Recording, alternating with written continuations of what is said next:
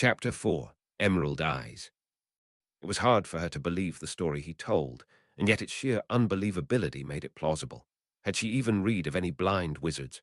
She had seen a few with glasses, proof that there was no simple magical cure for less than perfect eyesight. But no one truly blind. And Harry Potter was blind in the normal sense of the word. She wondered if the wizards had even talked to him long enough to realize that he was not normal anything, really. Light, see colors only, or. SSS shapes, too. Harry shrugged where he sat in the nearly abandoned library, most of the other students in class. Like they both should be. He might be able to get away with it, but she was certain she would have a note to bring home to her parents. But it was so totally worth it. I see colors, in patterns and moving at different rates. No two things look quite the same, and I've learned to recognize a lot of the patterns and colors well enough to get by. All people have the same general pattern, though witches and wizards glow brighter. But all have different hues all over the color spectrum.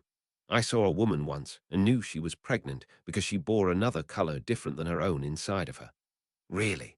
Hermione breathed, finding the thought beyond fascinating. Harry grinned. It has its perks, its tricks, but I can't find its true potential. The wizards won't take me into their school, and they have no books I can read. I need help, Hermione. I need another of my kind. Her heart raced, then fell. BB, but I'm not. I'm Muggleborn, and I was only at HH Hogwarts for 2 months. I hardly know anything about their W world. Harry leaned forward, all humor gone. I don't care for labels, and I don't need a Hogwarts student. I need someone smart and willing to work with me, to help me find a way to learn what you can just read in books. Someone to guide me on trips to Diagon Alley and help me with experimental magic. Hermione bit her lip. We're not supposed to use magic outside of school, you know. My PP parents had to sign special papers at the Ministry to get them to allow me leeway as long as I was enrolled with a tutor. I'm surprised you haven't been CC caught by the trace. The trace? He asked, and Hermione nodded, then realized he couldn't see the small gesture. It's like a beacon of some sort, lets them know when you using magic without an adult. He sighed, absently rolling his long staff between his palms where it was propped against his shoulder. I don't know. Maybe it doesn't track the accidental magic of children, and seeing as I was never enrolled in a magical school, maybe it wasn't activated. He smiled suddenly. You see, you are useful already. I had no idea that the wizards might be tracking me. Hermione flushed, looking down, words jumbling together in her mind and making it difficult to speak coherently. It had been a long time since someone other than her parents had spoken to her in that tone of voice. Someone whose good opinion she couldn't help but crave. That troll knocked more than a few screws loose, she mused, and ground her teeth together. What's the matter? Harry asked, and Hermione blew out a breath. Nothing, I'll do it. I'll help. He beamed, and though he couldn't see it, Hermione smiled back at him. From that day forward, things changed. She had a friend, and a friend that made the girls who used to snub her begin to crowd around seeking her friendship. She spurned them all. Harry's friendship was more than enough, more than she could ever hope for, and what he wanted took up all her spare time. With his funds, she bought more books and read, combing through tome after tome for some solution, some spell to meet her need. And when she found it, her excitement could not wait for the next school day. And so Hermione Granger met Harry Potter's Muggle relatives, who were more surprised at her being their typically antisocial nephew's friend than the fact that she was also, inconceivably, a witch. It was a simple spell, though at a fourth-year level. It simply read aloud any text that one pointed a wand at, meant to help train young wizards how to properly enunciate their Latin. But for Harry, it opened a new world. He simply opened up a page, placed his hand upon it, and spoke the word, Enuncia, and a voice read the entire page. When it worked the first time, Harry stood, trembling, and reached towards his Viola's light, pulling her close into a hug, his head dropping to her shoulder as he whispered his fervent thanks. She was stiff as a board, and Harry let her go as swiftly as he had drawn her in. But he would give her everything he had if she asked for it after that day. 1993, for Hermione, that year passed like a blur of wondrous research and magic of all kinds. She shared all her tutor's notes and books with Harry, the boy devouring them at a pace that astounded her. Together, they practiced magic in her room, her with a wand, and precise, elegant movements. Him with only a rough gesture and a word, one hand on the carved wood of the staff Ollivander had made him. Harry helped her with her muggle subjects, explaining things in ways she had never thought of, with textures and sounds, mathematical patterns and geometric shapes. They would reserve the labs at school to practice chemistry, Hermione doing the delicate physical work Harry was incapable of, him coaching her in words and gestures. For her parents, there was never a moment of doubt. The boy who their daughter brought home was the first friend she had ever had, and he was courteous to a fault. And they didn't need to fear that as a wizard he might draw their girl back into a dangerous world. He was blind, after all, and Hermione had told them that he was not wanted in their world. They didn't understand the wizard's thinking when it was obvious to them the boy could perform magic well enough. But wizards thought in odd ways, and it was none of their business. They were only glad to see their Hermione so very happy again. But at a school of magic in the mountains of Scotland, there was little peace or happiness to be had. The school was terrorized by a monster. Ghosts and muggle-borns petrified, blood writing on the walls, halls flooded and fear dripped like poison in the hearts of the students. Ron Weasley's sister disappeared, and later that day, the headmaster of Hogwarts and his phoenix fought off a basilisk in the great hall before the terrorized eyes of 100 fleeing students. Neville Longbottom, bearing Gryffindor's sword, helped distract and slay Slytherin's monster before it could wreak more havoc, 3 friends at his side, dodging and weaving, the heroes of Hogwarts. Then the headmaster struck it down with enveloping fire and a well-timed severing curse to its neck. But 5 students died from looking into the basilisk's naked eyes before the phoenix could claw them out. And 1 boy was killed in the aftermath, when the great beast fell dead upon him, and later students would say they did not recognize the boy, and in fact, no more mention was made of him. Only the headmaster and the heroes knew the real truth of the boy Tom Riddle who had boasted so strongly of killing Ginny Weasley to make himself whole again. Lord Voldemort had returned, for a brief time, and once more left spilt blood in his wake. Ginny Weasley's body and the mythical Chamber of Secrets were never found. Harry grew to like Hermione's mind more than even the color of her life. She had ideas, brilliant ones, making leaps of logic that he enjoyed. She read as much as he, getting references to ancient authors and theories that his family could not appreciate. She wasn't awed by his own knowledge anymore, nor did she treat his blindness like an inconvenience. She was patient, and she was kind. When she was excited and enthralled in study, her stutter disappeared like the shadows of plastic in his vision, becoming nothing. And when she finally told him the story of what happened to her, of Halloween and the troll, of the cruelties of young boys, he knew he would never forget the name of Ronald Weasley, who took away the magic and gave only tears instead. Hermione was brilliant, a shining light that drew him like a moth to open flame, and Harry did not care in the least if he got burned. Chapter 5. Black Deeds. It was counted as good luck for the grieving Weasleys to have such well-timed fortune. They used their prize to travel to Egypt, one of the top magical tourist destinations, what with so much of the wonder hidden from Muggle eyes and thus away from Muggle crowds. A perfect way to find a distraction for a family lost and reeling. But it wasn't good fortune at all, for in a dark, gloomy cell, 1 man howled in fury. 1994, Hermione sat and watched Harry work. He leaned back in his chair, the staff held gently in both hands, the rubies glowing faintly with eerie light. And on the floor, fire bloomed in random shapes and patterns, twisting across the thin wood laid out for the purpose, carving out symbols faster than any metal in human hands could hope to match. When he was done, a perfect ritualistic pentagram lay carved there, the proper symbols in place, as the book had instructed them. Hermione had taught Harry the symbols on raised discs, running his hand gently over each arch and angle until he knew every single one. Now, the beads. Harry reminded her gently, and she sprang to her feet, flushing, to retrieve the small glass marbles she had obtained from a toy store down the street. She put each in a triangle and stepped back, watching as once more Harry began to work his magic, not a finger moving, not a word from his mouth. The glass became stones of different colors and shapes: ruby, emerald, diamond, opal, citrine, quartz, and jasper. Hermione stepped forward to check each one, making sure they had the right hardness against her scientific scale to be proper gems. They're correct, she said softly, feeling a flare of pride at the lack of a stutter. She was getting better. Now to see if it works. Harry stood, his staff hitting the ground with a solid thunk, the rubies atop it flaring in response, and Hermione saw the object in the center of the pentagram begin to form from empty air. The stones began to burn, the symbols illuminating to gleaming light. The object began to solidify into a shape, a moving, lithe shape, a feline whose form flickered with shadows as it paced. Harry sighed, and the cat became solid, the gems disappeared, and the symbols on the wood collapsed back into nothingness. The pentagram and any sign of it was gone. All that was left was the overly large cat, its fur bushy, its eyes alight with agitation, its tail whipping to and fro. Hermione bit her lip.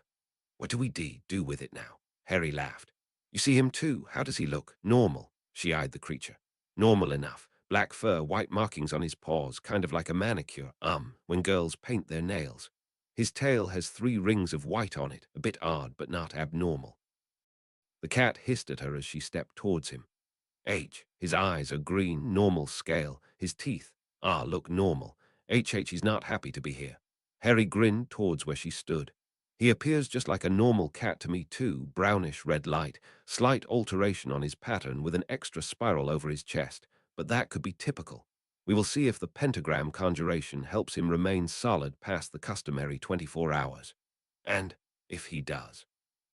Hermione asked warily, suddenly unsure of the outcome, if their experiment on prolonging semi-sentient life forms past the typical expiration period of a day and night worked. Harry turned toward her, eyes looking somewhere in the vicinity of her nose. Then one of us has a new pet. I say we try increasing sentience on him next, with the reverse double triangle model and Lipscomb's principle of mental stimulation. Need more marbles, glass works best, I think, for the transfiguration into gemstones, or crystal, if that wasn't so expensive. The purer the glass, the better, if you can find more that are not colored with chemicals. Hermione nodded, absently gathering her notepad to jot down her observations of the cat and the process, as well as Harry's notes.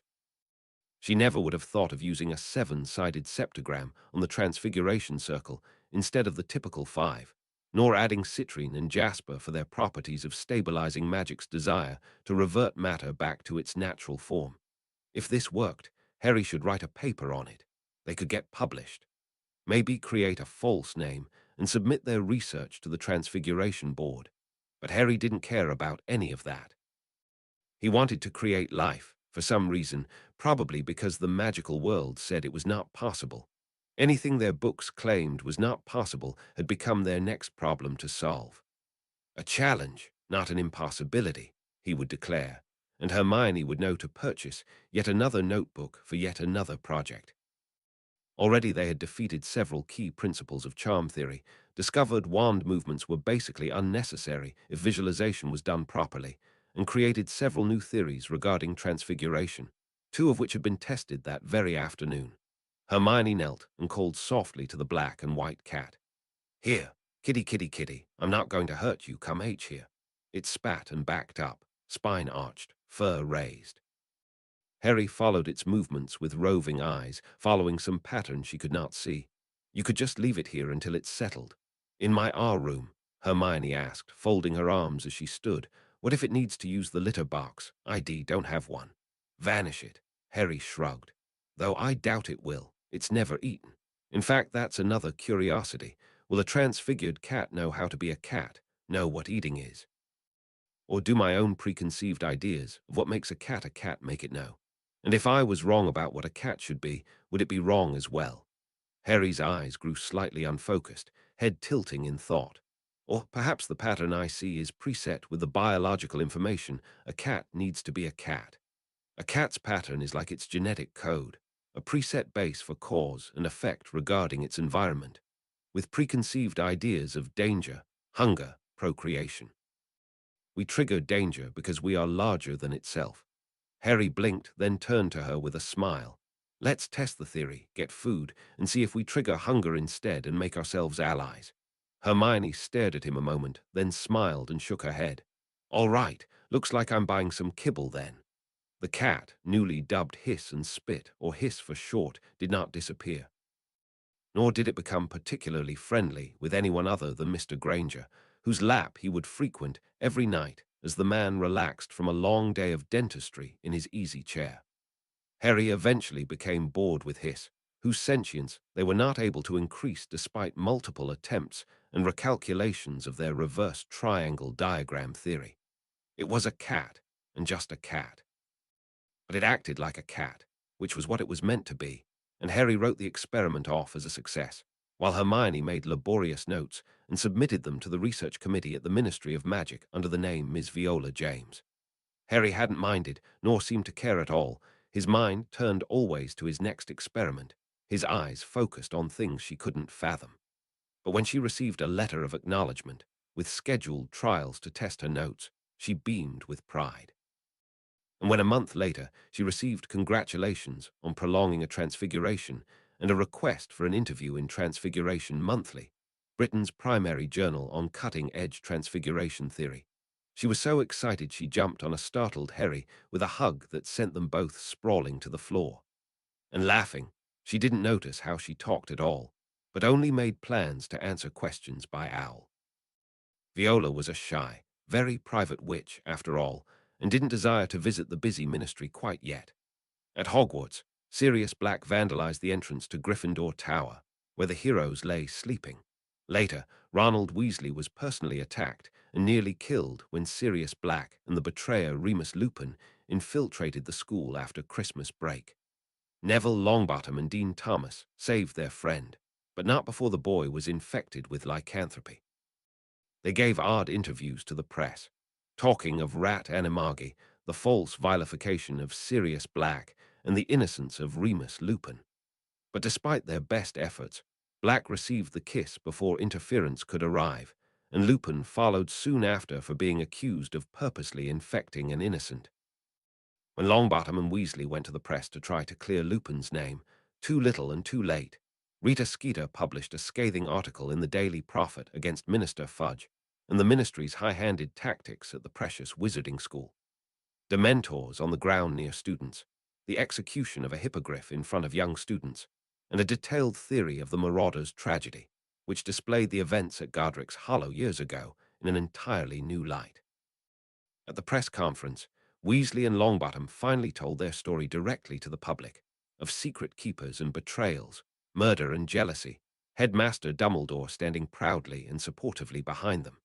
And the wizarding world reacted with fervor, Skeeter egging them on with vitriol and instances, both real and imaginary, of the ministry acting out of its bounds and against its own rules. By the summer, Cornelius Fudge resigned from his office in deep disgrace. A private funeral was held for Sirius Black and Remus Lupin, both of the wizards' wasted remains laid to rest with phoenix fire. An invitation was never sent to Black's godson, Harry Potter.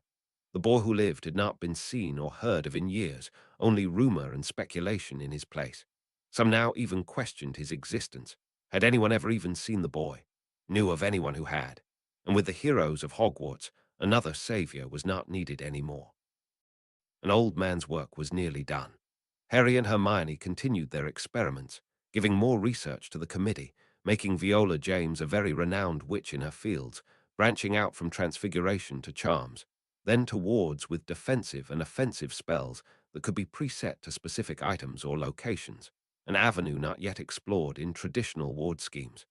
Speculation began about this mysterious witch, an acknowledged genius in her work. Where did she go to school? Where was she from? Who was funding her work? When can we finally meet her? Hermione found the articles in the Prophet about her existence amusing. The fact that they were in the back of the paper was no matter. Their existence alone was amazing. Harry only rolled his eyes with his usual grin when she read them aloud to him, in her kitchen or his, the friends meeting more often now on their own home ground where their talk of magical theory would not draw notice. And it was Hermione who saw the articles that graced the front page. She read him those, too, because she recognized the name of Ronald Weasley, and despite her ill favor to the boy, the news of his lycanthropy was horrible for anyone. And the scandal with Sirius Black and the current minister's resignation was big news. Hermione read the story to Harry, who fell into a grim silence as it unfolded, the name of his father mentioned more than once. The knowledge that his family had been betrayed was like a punch to his gut, as was the news that an innocent man had died, a friend of his father, after being incarcerated for over a decade for a crime he did not commit. Peter Pettigrew was still at large, a new massive manhunt in progress under the guidance of the new interim minister, Rufus Scrimgeour. Hermione watched Harry's face darken, anger and expression she had never seen before on the usual humorous or determined boy.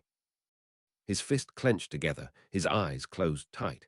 When she finished reading the latest article, she drew close to him, reaching out to gently touch his hand.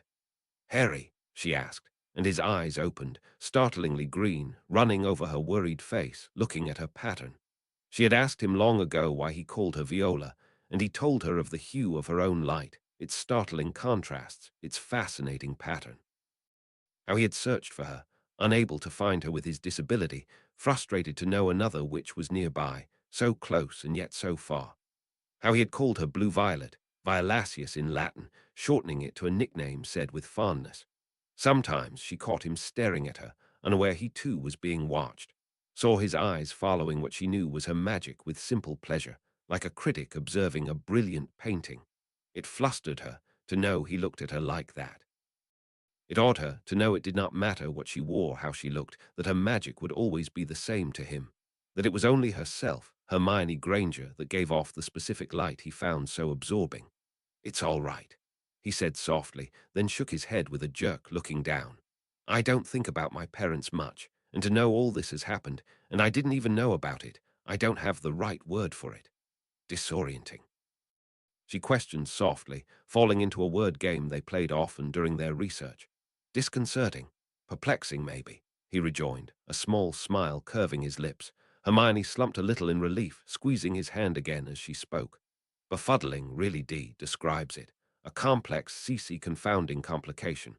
Harry laughed, then leaned forward into a brief hug before standing, his chin raising in challenge. "Yes, that's it exactly. A confounding complication I don't need.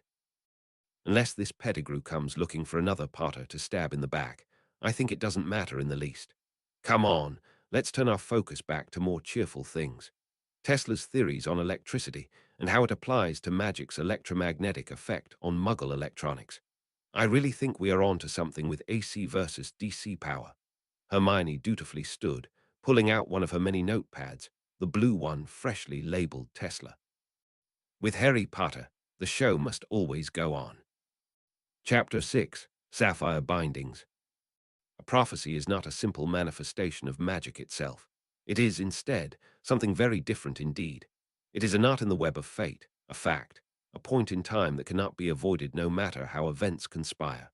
So why, then, do mortal men try so very hard to make them come about? Why try so hard to repudiate their fate?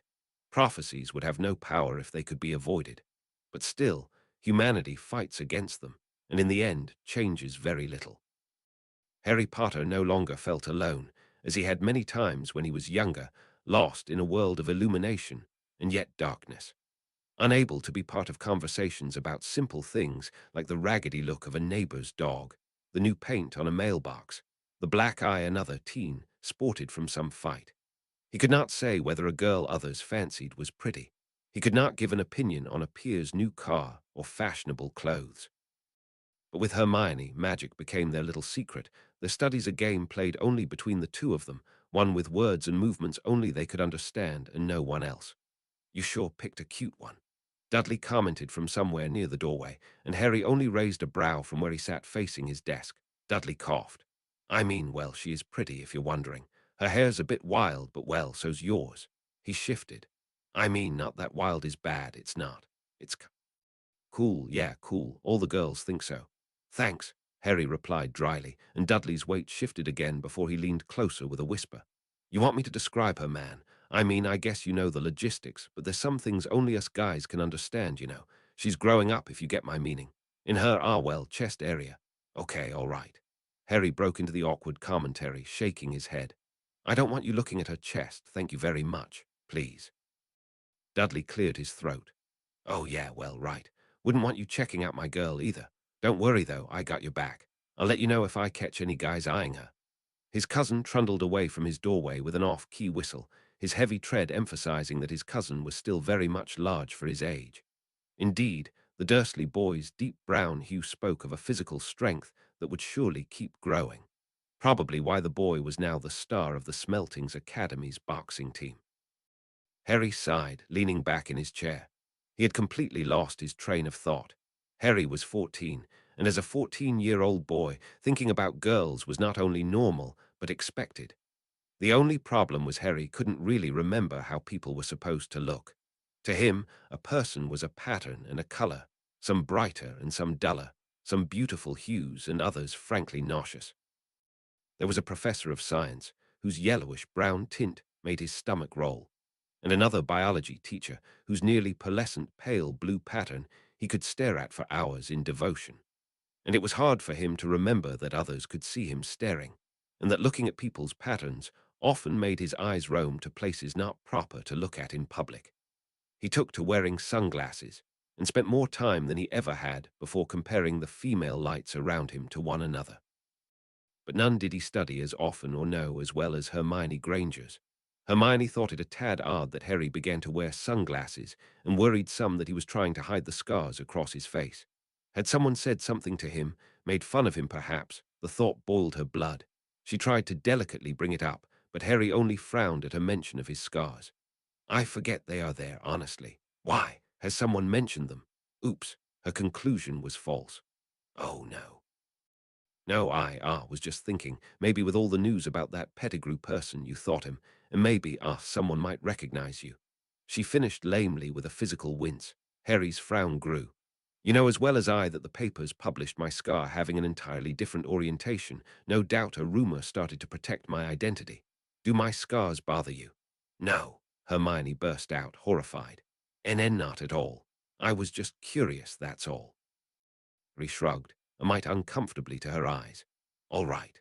Hermione sighed, looking down at her precise notes. Her speech impediment was nearly entirely gone.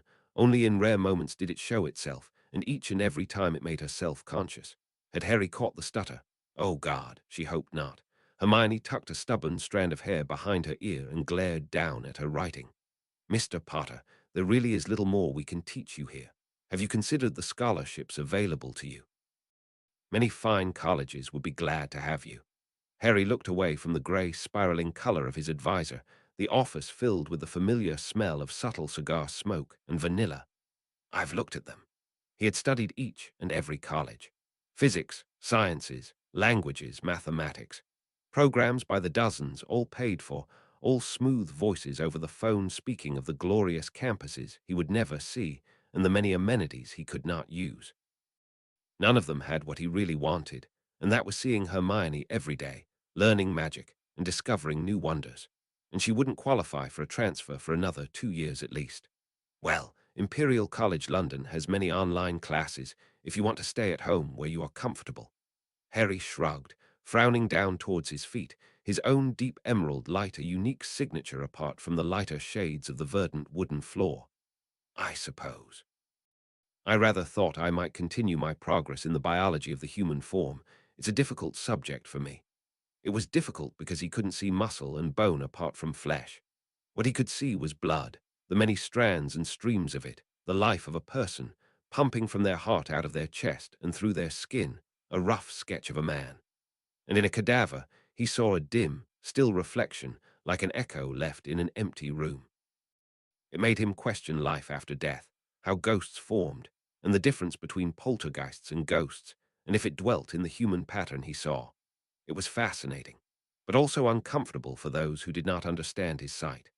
Why would a blind boy wish to observe medical students he could not see, and personally learn the human body the only way he knew how, by smell and sound and touch? His advisor shifted in his chair, grey light, flickering with a disjointed rhythm. The man had a slight heart defect, a skip. Harry wondered if he knew, and wondered if he should tell him and how. I see. Harry, let me be frank. You are a brilliant boy, by far the best we have seen in many years in most subjects. But you are at a point where you must begin to think what you want to do with your life, where you want to place your focus. A few months ago I thought you might be settling on computer hardware and electrical work, but you moved on from it abruptly. Now, this interest in anatomy, well, it doesn't seem practical long-term.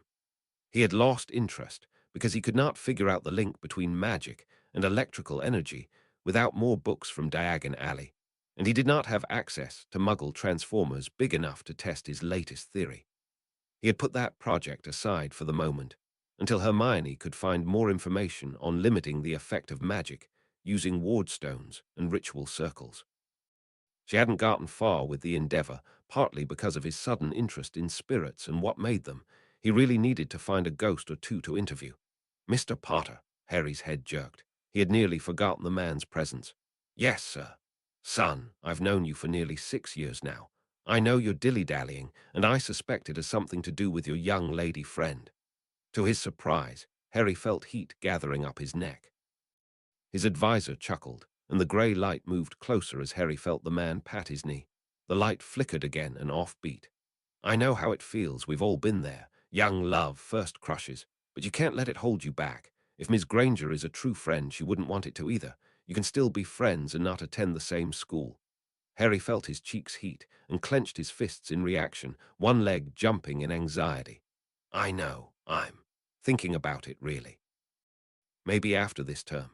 The man sighed. The grey light reclined in the green outline of a chair, the blank space of a plastic composite desk beside them. He knew it was there because his staff inevitably hit it each time he entered for a visit. Let me know if you need help. The man sounded defeated. His light flickered again. When Harry stood at the door, about to exit, he turned back with a jerk. Mr. Adams, you might want to have an electrocardiogram. Your heart displays symptoms of arrhythmia. And before the speechless man could form a reply, he quickly strode from the room with sharp raps of his staff upon the stone hallway. You can't be serious, Dumbledore. Scrimgeour's voice was low and scoffing. Albus smiled with gentle determination. This may be just the thing to enhance our reputation, Minister. Minister Scrimgeour broke in with a snide twist of his lips. I thought you would be quite tired of students dying under your watch. The headmaster could not contain the flash of anger or the wince that marred his face, but he covered it with a long, suffering sigh. The Triwizard Tournament has a noble history. With a few tweaks, an age limit, and monitored challenges, it should be quite safe. Scrimgeour laughed with dark humor. This is just the kind of scheme my predecessor allowed himself to get talked into. Our country has enough problems without adding an international scandal if your tournament fails. The headmaster straightened in the office chair. What goes on at Hogwarts should not be linked to the ministry in any way. Ha! And yet Cornelius was run out of office for actions that took place there. I am not such a fool. The former Auror straightened papers on his desk with brisk movements. I have yet to see a good reason for the ministry to back such an effort. So it's to be politics, then. Albus's voice was cold when he spoke. I've heard you are trying to bolster the Auror force, increase training. The Wisengamot is resistant to such things during times of peace. Scrimgeour's mouth twitched with a frown. The sky grows dark, Dumbledore. I see the signs, the increased activity in those elements that hold great resentment for these peaceful times. Give them range to move, and they will always push for more. I have no desire to see war again in my life. Dumbledore clasped his hands together in his lap. Perhaps I can lend a helping hand, if of course I was not so busy trying to raise support for my own cause. Perhaps. Minister Scrimgeour slowly agreed, yellow eyes sharp. They understood one another quite clearly. Where is he, Wormtail? The spectre hissed, somewhere between the sound of a squalling infant and a low groan. The man upon the floor, flea-bitten and ragged, mumbled in return. Master, I can't say. No one has seen him since your, difficulties. He's not been at Hogwarts. Rumors I heard said he was traveling or training. Dumbledore, the voice hissed. He's planning something with him. He knows. He knows the boy is my downfall. He's hiding him. We must draw him out. I want him for my return more than any other. You will get him for me, Wormtail. Promise me this. I promise, Master. The terrified words came. Do not fail me. At the World Cup, under the increased security of more than 24 Aurors fresh from the Academy, only one incident was reported, though it made all the major papers in Britain. Bartemius Crouch, S.R., was found dead with the body of his house elf, both murdered with the killing curse within the very grounds of the Cup's wards. No suspect had yet been apprehended, and with the murder, Minister Scrimgeour had his support from every angle to increase security in the name of maintaining law and order and the safety of the people. Wards were updated, hit wizard and aura enrollment increasing by leaps and bounds as incentives were created to enter the programs. Britain had never felt so safe under the reins of a competent minister, and when the Triwizard tournament was announced, there was only excitement. Dumbledore had a plan, a detailed, ornate plan, one that was nearly at its fruition. The world had to have its savior, had to have the figurehead to battle Tom Riddle to save the day, to fulfill the prophecy. The heroes of Hogwarts were nearly there. The only shadow that remained was the distant memory of a boy who survived a killing curse. But that would change. Dumbledore would put someone before their eyes who rose to every challenge and won, who competed against witches and wizards older than he, the best and brightest from all of Europe's magical schools. Someone brave, someone real.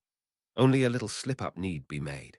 When the goblet spit out 2 names for Durmstrang, there was uproar in the great hall. Threatening words and snide looks were passed between schools, professors standing up at the head table, Victor Crumb and Annette Faller looking lost amid the uproar. But then there were 2 names chosen for Beauxbatons, and there was more confusion and anger, especially as one chosen was not within the age limit. The elder Delacour held her younger sibling close in a protective hold, her eyes afire with anger as Madame Maxime screeched in outraged French.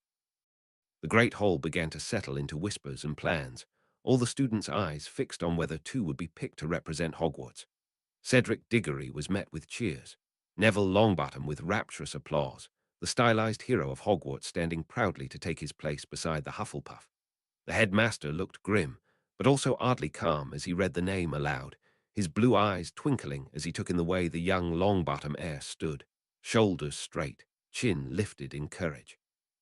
He began to step away from the dais, and then the goblet flared again, a slip of paper spiraling forth like a single spark thrown from a fire.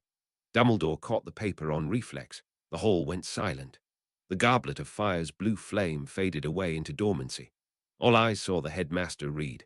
All eyes saw him turn deathly pale, true shock present for the first time, his purple pointy hat trembling in reaction. The paper crumpled in one wrinkled fist. Then he spoke aloud a name all knew and none expected to hear. Harry Potter.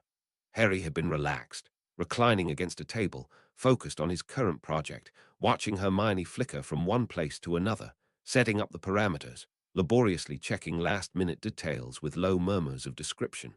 She had gotten used to describing what she did, knowing the minute details of her fingers and hands would be missed, knowing that Harry craved to know everything that took place. Then he saw the light. It was coming fast, a piercing deep blue fire, spiraling and alive, bursting through the glittering white plaster walls to consume him. He jumped to full alert, his staff thunking upon the floor with a crash, both fists wrapped tight around it as he faced the threat. Harry! Hermione spoke behind him, but he had no time to speak. The blue fire overcame him, before he could think to cast a defensive curse, unknowing what he faced, unable to see if the fire was real or magic, physical form or spiritual, its pattern a style familiar and foreign alike, like fire, but in a very, very wrong hue. Harry cried out, shaking, knowing he should be feeling something, heat at least, the blue light racing through him, binding him. Harry, what's wrong? Harry. Hermione was close, her calming hue a comfort he reached out for, his trembling hand grasping her shoulder. She stepped closer until all he could see in his vision was blue-violet light. Something's inside me. Did you see anything, just then? Hermione gathered him to her, arms squeezing tight, and Harry leaned into the comfort without any qualm. No, I didn't, I swear. What did you see? Her question, so familiar from their research, made him suck in a calming breath. He had to be analytical. He had to be calm, rational. He wasn't hurting. It was as if nothing had happened. There was no smell of smoke, and he had heard nothing accompanying the light. Was it all illusion? Light, through the left rear wall, which shows no sign of tearing. As you didn't see it, the force was either spiritual or magical. Blue light, a deep hue, cobalt or sapphire on the scale. Its pattern was very similar to fire's standard flickering spirals with bursts of a lower blue shade. As he spoke, he relaxed, stepping away from where Hermione stood. At a gesture, he saw her reach for the brown stability of a paper notebook. With a deep breath, Harry continued, looking down at himself. My own pattern seems unchanged, and I'm displaying no physical symptoms of attack. No heat or cold, only slight constriction in my airways that might be related to the onset of a panic attack. At Hermione's questioning sound, Harry forced a smile. I'm fine now. He looked down at his hands, leaned over to look at his feet, then glanced over each shoulder. Finally, at a loss, he shook his head. I don't see anything different. I can't see my face, though, and if whatever it was is related to the mind, the signs would be there. Times like this I wish I could use a mirror. Though mirrors reflected light, to Harry's vision they only gleamed with the steady argent tone of silver alloy or the more common deep shadows of man-made reflective compounds. You don't look different, Harry. I've made notes, but what you've described is nearly impossible to catalogue with what we know. Spellfire from wands displays the caster's magical signature. The pattern you've described is not human, though we really should research magical creatures sometime soon. If this could be the work of something you've never seen before, there was a lot he hadn't seen before. Harry wanted to groan. Instead, he made himself sit in the green and brown outline of a chair, the wood feeling firm under his weight. Yes, we need to remedy that. Look into menageries near London. I can recognize goblins and werewolves from visits to Diagon Alley, but the other more sentient beings will be harder to locate and study. Vila and centaurs and the like. Well, if it resembles fire, I suppose Vila. But no, they only possess enthrallment properties directly related to sight. It was a spell of some sort, and by your account passed unaltered through a wall. I don't know of a spell that can do that. Harry slowly shook his head. Hermione drew closer, then knelt on the floor in front of him. Her face, a rough spherical structure of light, nearly the brightest part of her form, was close to his own. It's all right. We'll figure this out. Harry smiled and let his forehead rest against her own, his eyes falling closed, though it did nothing to dampen the luminescence he saw. Yes, we will.